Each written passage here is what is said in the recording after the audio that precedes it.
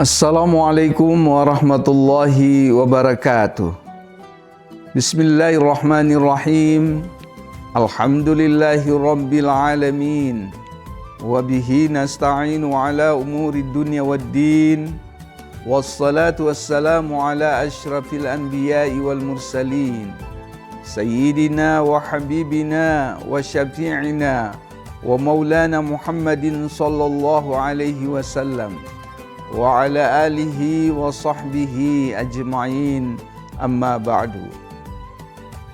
Marilah sama-sama kita terus belajar menjadi hamba yang pandai bersyukur kehadirat Allah Subhanahu wa ta'ala, atau menjadi abdan syakura, karena tidak semua orang yang bersyukur itu dapat meraih predikat menjadi hamba yang pandai bersyukur kepada Allah.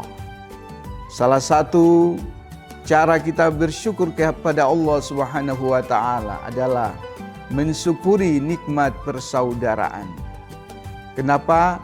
Karena persaudaraan merupakan hal yang sangat penting dan fundamental dalam kehidupan kita. Pertanyaannya, siapa yang disebut saudara? Saudara itu bisa jadi kita bersaudara karena kita sekandung, satu mama dan satu bapa. Jika bukan karena kita saudara sekandung, maka bisa jadi tetangga kita adalah saudara kita. Rasulullah bersabda, saudara terdekatmu adalah tetanggamu.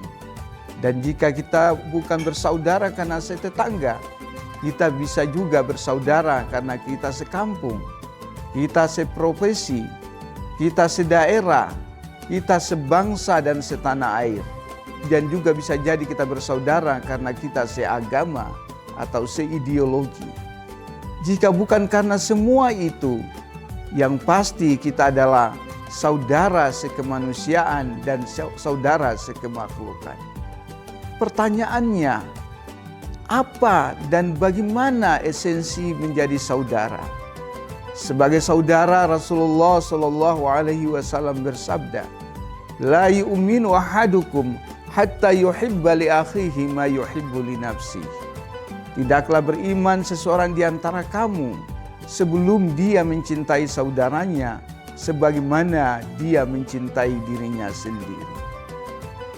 Jadi ketika kita mengatakan dia adalah saudara kita, maka kita harus pandai-pandai merawat persaudaraan di mana kita punya ikatan-ikatan keadaban dengannya.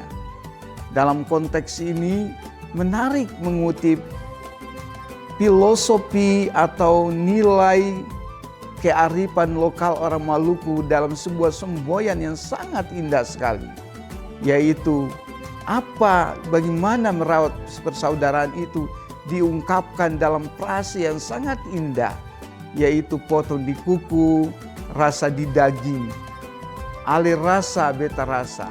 Apa yang kamu rasakan saya juga rasakan.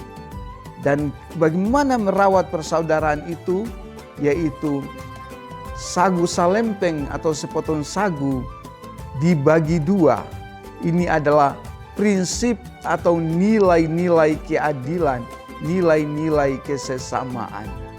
Hadirin atau para pemirsa yang dirahmati Allah Subhanahu wa ta'ala, dengan demikian kita tidak bisa hidup tanpa orang lain yang berbeda dengan kita.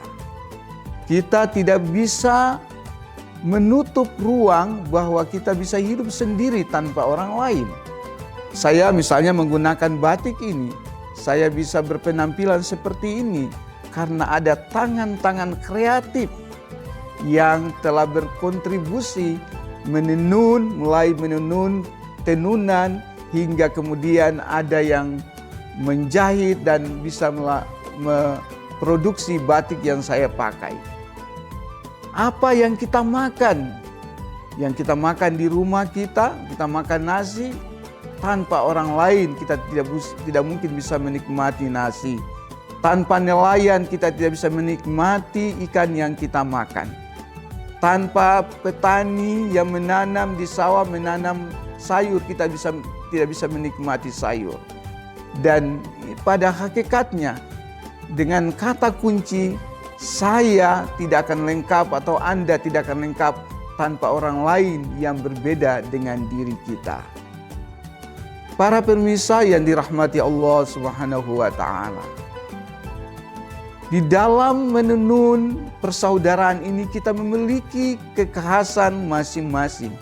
Kita memiliki karakter yang berbeda, kita memiliki identitas suku yang berbeda, kita memiliki identitas kelompok yang berbeda, kita bahkan memiliki identitas agama yang berbeda, memiliki gender atau jenis kelamin yang berbeda, dan latar belakang sosial budaya lainnya yang berbeda.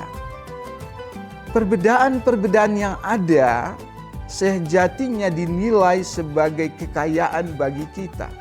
Karena keberagaman, fakta pluralitas, fakta multikultural adalah sesuatu yang given, sesuatu yang diberi kepada kita. Sesuatu yang bersifat sunnatullah, bukan kehendak kita. Kita berbeda, itu bukan kehendak kita, tapi kehendak Allah Subhanahu wa Ta'ala. Karena itu, sebagai orang yang beriman kepada Allah, mestinya kita melihat dan menyadari dan menginsafi bahwa keberagaman tersebut adalah bagian dari ciptaan Allah Subhanahu wa Ta'ala. Keberagaman itu adalah iradat Allah Subhanahu wa Ta'ala. Karena itu, barang siapa yang menolak perbedaan, apalagi merusak perbedaan atau dengan perbedaan itu menumpahkan darah, sesungguhnya orang itu boleh dikatakan tidak beriman kepada Allah Subhanahu wa Ta'ala. Allah Subhanahu wa Ta'ala berfirman di dalam Al-Qur'anul Karim, "Ya ayuhan nas, wahai manusia, inna khalaqnakum min dzakari wa untha." Sesungguhnya kami telah menciptakan kamu dari seorang laki-laki dan seorang perempuan.